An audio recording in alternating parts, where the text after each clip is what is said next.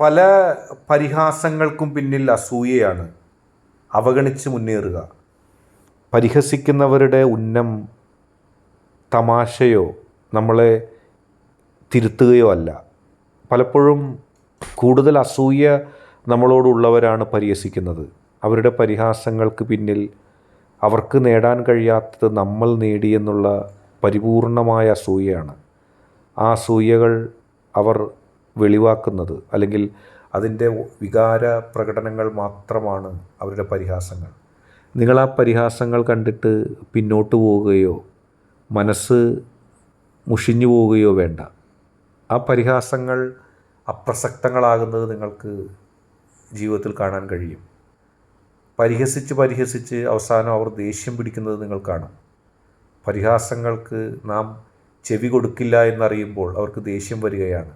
അത് കണക്കാക്കണ്ട. അവയെ അവഗണിച്ച് മുന്നോട്ട് പോവുക. ഇന്നത്തെ വീഡിയോ നിങ്ങൾക്കെല്ലാവർക്കും ഇഷ്ടപ്പെട്ടു എന്ന് കരുതുന്നു. വീഡിയോ ഇഷ്ടപ്പെട്ടാൽ ലൈക്ക് ചെയ്യുക, ഷെയർ ചെയ്യുക, കൂടാതെ ചാനൽ സബ്സ്ക്രൈബ് ചെയ്യുക.